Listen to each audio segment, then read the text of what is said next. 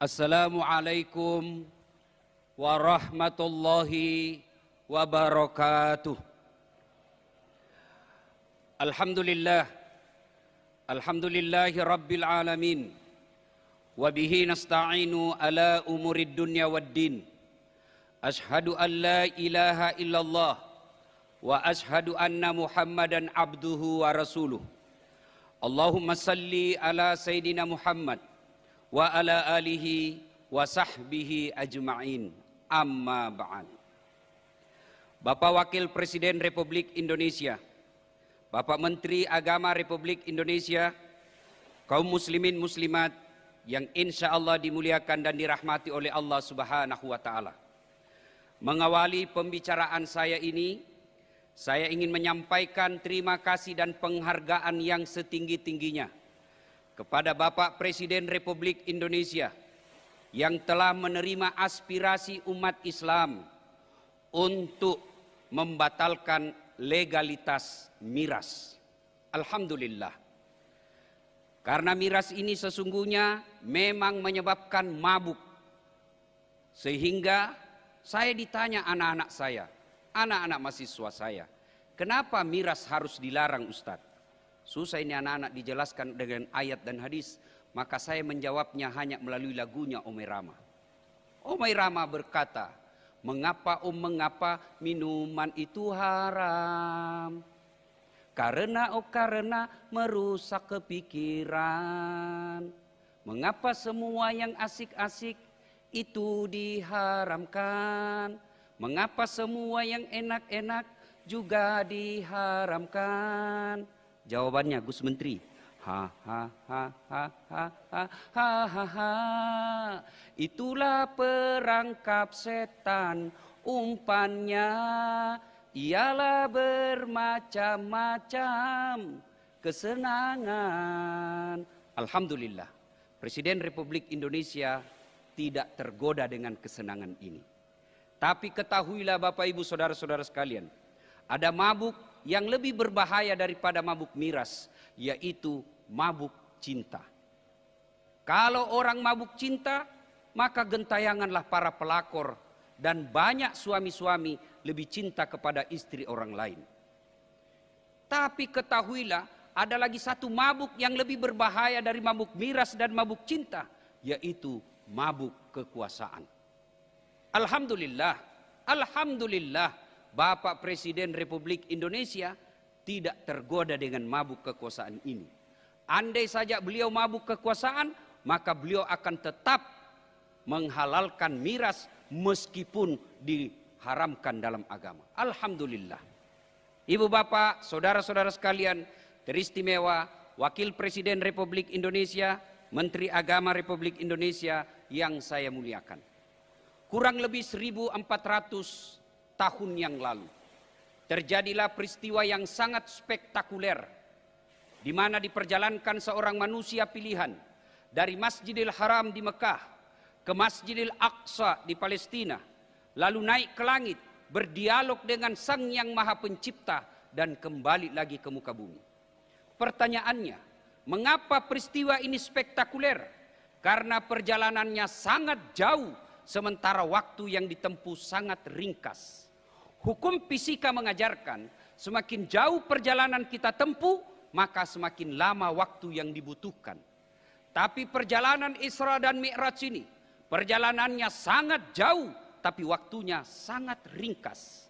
Ayat yang kita simak tadi dijelaskan bukan satu malam, tapi sebagian malam saja.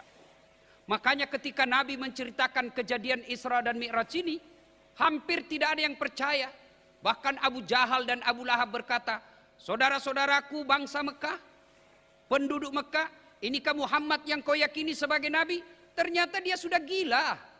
Katanya dari Masjidil Aqsa tadi malam. Hari ini ada lagi di Mekah. Mereka tidak percaya. Kenapa? Karena waktu perjalanan itu, pada saat itu, kendaraan paling cepat naik onta.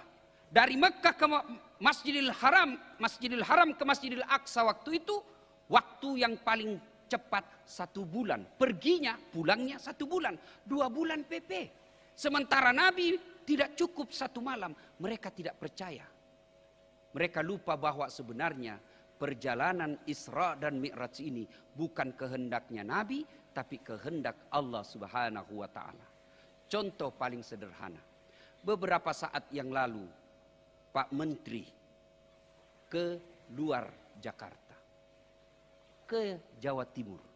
Pagi berangkat, sampai di Jawa, kurang lebih duhur, bertemu dengan para pegawai. Selesai itu balik lagi ke Jakarta. Ternyata tanpa sepengetahuan Pak Menteri, ada semut ikut di kantong beliau. Begitu sampai di rumah, dibukalah bajunya. Keluar itu semut dari kantong dan beliau berpidato. Saudara-saudara sekalian bangsa semut, baru saja saya pulang dari Surabaya. Kata semut yang lain, jam berapa kau pergi Mut? Baru tadi pagi. Dia bilang, malam kau ada lagi di Jakarta. Tidak masuk di akalku. Kau baru keluar saja dari parkiran rumah dinas menteri, kau diinjak mobil. Tidak mungkin. Kata semut yang ikut di kantongnya Pak Menteri, betul yang kau bilang. Kalau saya yang jalan, ini bukan saya yang jalan. Saya ikut di kantongnya Pak Menteri. Dari rumah ke Bandara Soekarno-Hatta, naik pesawat ke Surabaya, pulang juga begitu.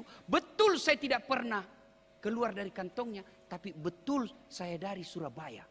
Tidak masuk akal, tapi bisa terjadi. Siapa yang jalan? Bukan semut, tapi siapa yang jalan? Pak Menteri. Semut numpang mujur di kantong Pak Menteri. Begini mestinya kita memaknai kejadian Isra dan Mi'raj. Poin kedua, latar belakang. Mengapa Nabi diisrakan? Dalam sejarah perjalanan Islam ada dua nama tahun yang aneh-aneh di telinga kita. Satu, tahun gajah, tahun lahirnya Nabi. Dua, tahun duka cita, tahun Isra'nya Nabi. Kenapa disebut tahun duka cita? Karena ada dua orang yang meninggal pada tahun yang sama. Dicintai dan mencintai Nabi. Siapa? Paman beliau dan istri beliau Khadijah. Sampai begitu berdukanya Nabi, Nabi menjelaskan, barang siapa seorang istri meninggal dunia, lalu suaminya berduka terus mengenang kebaikannya, maka ketahuilah itu ciri-ciri wanita penghuni sorga. Jadi ibu-ibu yang hadir di tengah-tengah kita ini, kalau besok-besok ibu lebih dulu meninggal, lalu suaminya berduka terus, kenapa ini istriku lebih dulu meninggal, meskipun dia hitam tapi saya senang, meskipun dia bau keteknya tapi aku cinta kepadanya ya Allah. Itu ciri-ciri penghuni sorga bu. Tapi kalau sebaliknya begitu ibu meninggal, suami masuk kamar berteriak merdeka, itu ciri-ciri penghuni neraka itu. Bapak Wakil Presiden, Pak Menteri yang saya hormati. Nah, tahun duka cita itulah turun perintah Allah. Jibril, kau turun jemput kekasihku Muhammad. Saya mau bawa jalan-jalan. Subhanallah. Ketemu dengan Allah. Saya saja waktu di WhatsApp oleh Pak Menteri, diberikan undangan untuk masuk ke acara ini. Saya print itu Pak Menteri. Saya bawa kampungku itu suratnya Pak Menteri. Saya kasih lihat semua sepupuku di kampung. Saya bilang, lihat kau sepupumu. Ini baru Pak Menteri yang undang saya. Padahal Pak Menteri ada hilang jabatannya. Saya sudah senang. Gimana kalau diundang oleh Allah? Itulah hiburannya Rasulullah. Bukan dihibur ke Ancol, bukan ke Taman Mini, kemana? Ketemu dengan Allah. Tahun duka cita. Sekarang kalau kita bawa ke Indonesia, seluruh dunia, kita lagi duka cita. Kenapa? Ada wabah namanya COVID-19. Keren betul namanya, tapi menakutkan. COVID-19. Tapi zaman Nabi, tidak ada medsos yang membuat orang makin cemas. Sekarang sudah ada wabah, medsos lagi mencemaskan kita. Coba lihat Pak, rakyat Indonesia begitu susahnya diurus. Waktu tidak ada vaksin, teriak bangsa Indonesia, mana vaksin?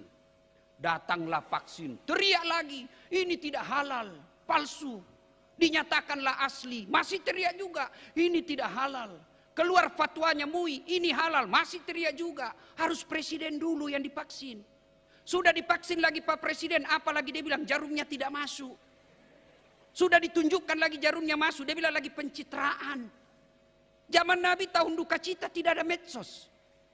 Maka pada saat ini mestinya, saat kita duka cita, mestinya kita punya kekompakan untuk menghadapi wabah ini. Ibu bapak, saudara-saudara sekalian yang saya hormati. Ketika Nabi berduka inilah, Allah berikan hadiah. hadiahnya ada. Hadiahnya adalah perintah sholat. Lalu apa kaitannya dengan moderasi beragama? Apa hubungannya dengan moderasi beragama? Satu, ajaran Isra Mi'raj mengajarkan keseimbangan. Mana buktinya? Kita belajar dari Masjidil Haram ke Masjidil Aqsa. Ini adalah menggambarkan kepada kita, yuk kalau mau maju, mau sukses, moderasi beragamamu lancar, maka perbaiki hubunganmu kepada sesama manusia. Tapi tidak cukup hubunganmu kepada sesama manusia, maka sempurnakan pula dengan hubunganmu kepada Allah. Itulah Mi'raj. Isra'nya kepada sesama manusia, Mi'rajnya kepada Allah. Operasionalnya, ada orang baik betul ibadahnya, hitam jidatnya gara-gara sholat, tahajud tiap malam, Senin Kamis dia puasa, berjamaah di masjid, tadarus tiap hari. Tapi tetangga sebelah kanannya dia musuh gara-gara parkir. Tetangga depan rumahnya musuh gara-gara got. Samping kanannya musuh gara-gara bunga janda bolong. Lagi naik daun ini bunga janda bolong. Di belakangnya bertengkar gara-gara gotnya atau binatang ternaknya. Apa mereka baik? Tidak. Nabi menginformasikan orang baik itu bukan yang sekedar sholatnya bagus. Orang baik itu bukan sekedar tiap tahun dia pergi umroh. Tapi siapa orang baik? Khairun nas anfa'uhum linnas. Yang paling banyak manfaatnya buat orang lain. Bisa jadi sholatnya cuma hanya 5 waktu. Bisa jadi sedekahnya hanya seadanya. Bisa jadi dia tidak hanya umroh, tidak pernah haji. Tapi dia banyak manfaat di lingkungannya. Dia sebarkan kebaikan. Dia menjadi rahmatan lil alamin. Islam yang membawa keberkahan bagi lingkungannya. Dia lebih baik daripada yang hitam jidatnya tapi banyak musuhnya. Inilah yang disebut keseimbangan. Tapi sebaliknya, ada orang bagus akhlaknya, tutur katanya santun, sedekahnya cukup, tapi tidak pernah sholat. Ini juga tidak baik. Maka diajarkanlah keseimbangan Isra Mi'raj. Perbaiki hubunganmu horizontal, jangan lupa vertikal. Inilah yang kita kenal dengan hablum minallah, hablum minan nas. Ajaran kedua, musyawarah. Ketika turun Rasulullah telah ketemu dengan Allah, kan Nabi mengajukan proposal. Ibarat saya ketemu Pak Menteri proposal saya Pak Menteri. Nabi juga mengajukan proposal. Ya Allah, umatku ini kan kecil-kecil, pendek-pendek, ceper. Umurnya pun pendek-pendek. Ya Allah, kasihlah kami keistimewaan. Allah sampaikan, Muhammad, saya berikan kamu hadiah yang tidak pernah aku berikan kepada umat dan Nabi sebelummu. Yaitu sholat 50 kali sehari semalam. Gembiralah Nabi. Turun, ketemu Nabi Musa. Kalau bahasa kita, Mas Bro, gimana? Apa kau dapat dari Allah untuk umatmu? Alhamdulillah, saya dapat perintah sholat 50 kali sehari semalam. Nabi Musa berkata, berapa? 50 bos. Enggak salah. Enggak mampu itu umatmu. Umatku saya gede-gede kuat-kuat. Enggak mampu kalau 50. Kau minta diskon lah. Ini dalam hadis enggak seperti ini. Ini bahasanya dasar latif. Ya, saya diminta sama Pak Menteri supaya dakwah itu jangan menakutkan. Ya. Naiklah. Ya Allah, terlalu banyak ya Allah, mintalah keringanan. Dikurangi 5. Kata Nabi Musa, masih banyak bos. Nah kau minta lagi, kurangi lagi. Kurang lagi, naik lagi, kurang 5. Mondar mandir, setiap kali naik dikurangi 5. Terakhir tinggal 5. Kata Nabi Musa, lagi berapa bos? 5. Masih banyak. Naik lagi minta. Ketahuan cerdasnya Nabi. Nabi berpikir, setiap kali saya naik dikurangi 5. Sekarang tinggal 5. Kalau saya naik lagi tidak ada, sudah saya dapat. Sudah mi deh, biar mi. Sebentar pi kuliah ki. Kalau bahasa di Makassar. Ya kan? Ternyata apa yang dikhawatirkan Nabi Musa benar adanya. Bagaimana seandainya Pak jadi 50 rakaat? Bagaimana seandainya jadi 50 kali sholat malam? Saya yakin Kiai Haji Ma'ruf Amin tidak akan bisa jadi wapres. Kenapa? Sholat aja dikerja Pak. Baru bangun, hayya 'alas sholat. Sholat lagi. Mau naik mobil, hayya 'alal falah. Sholat lagi. Alhamdulillah. Meskipun tinggal 5, nilai keutamaannya tetap sama 50. Ini menunjukkan, jangankan perkara dagang, jangankan perkara politik, jangankan perkara syariah, perkara ibadah saja Allah memberikan musyawarah kepada Rasulullah Muhammad SAW. Maka tidak masuk akal saya kalau ada orang yang tidak mau bermusyawarah dalam memecahkan permasalahan umat. Dengan catatan, jangan salah pahami musyawarah. Akar kata, etimologi, musyawarah itu maknanya adalah mengeluarkan madu dari sarangnya. Mengeluarkan madu. Berarti orang yang bermusyawarah itu hasilnya menimbulkan manis, menimbulkan kenikmatan. Berarti orang bermusyawarah mencari kebenaran dan keadilan, bukan mencari kemenangan. Kalau musyawarahnya mencari keadilan dan kebenaran, maka insya Allah itulah yang disebut perbedaan adalah rahmah. Tapi apabila kita bermusyawarah mencari kemenangan, maka yang terjadi adalah debat kusir dan ujung-ujungnya saling menghina dan menyebarkan kebencian. Inilah yang diajarkan Isra dan Mi'raj, bermusyawarahlah. Nilai yang ketiga, karena waktu yang sangat terbatas. Persatuan dalam sholat. Itu sholat jamaah. Coba kita lihat sholat jamaah. Nilai-nilai persatuan dalam sholat jamaah. Mulai dari bahasanya. Gus Menteri, bisa dibayangkan bagaimana seandainya sholat boleh memakai bahasa masing-masing. Yang jadi imam, dia takbir pakai bahasa Arab. Allahu Akbar. Makmum, datang saudara kita dari Padang. Allah nan gadang. Muncul pula saudara kita dari Jawa. Gusti Allah gede. Nah ageng. Datang orang Bugis Pak, sekampung saya. Pungallahu ta'ala malopo. Datang pula anak gaul dari Jakarta, dia bahasa Betawi dengan bahasa gaulnya. Allah gede banget gitu loh. Coba bayangkan kacaunya, itu baru 5 suku. Dari saja bahasa mengajarkan kepada kita, yuk bersatu deh. Sholat. Belum lagi kita lihat Pak, orang masuk dari masjid. Yang dari arah kanan, dari arah barat, hadap ke kiblat. Dari arah selatan, hadap ke kiblat. Dari arah barat, hadap ke kiblat. Dari arah timur, hadap ke kiblat. Bayangkan kalau mereka menghadap sesuai dengan datangnya masing-masing. Yang dari kanan, sini Kak. Begitu ruku Pak, tabrakan pantat kita. Ini mengajarkan. Tapi sayang 1000 sayang, persatuan kita hanya ada di masjid, kita tidak bawa dalam kehidupan bermasyarakat. Kita kompak ketika sholat jamaah. Amin. Tidak ada yang baca dengan bahasa daerahnya masing-masing. Tapi sayang 1000 sayang, persatuan ini kita tidak bawa dalam kehidupan sehari-hari. Persatuan adalah modal yang sangat berharga, sehingga hampir setiap Jumat kita dengar, wa'tasimu bihablillahi jami'an wa la tafarraqu. Berpegang teguhlah engkau kepada tali persaudaraan agama Allah dan janganlah engkau bercerai-berai. Tapi sayang, kita gara-gara beda pilihan, kampret cebong, sampai sekarang belum rujuk. Padahal Pak Presiden sama Pak Prabowo sudah akur. Saya bilang ini beleng-beleng ini. Orang sudah jadi presiden, sudah menteri, kamu baki masuk musuh. Jangan. Betapa pentingnya persaudaraan ini, menjaga kerukunan dan persaudaraan ini. Coba kita lihat sejarah perjalanan Islam. Perang pertama, Perang Badar.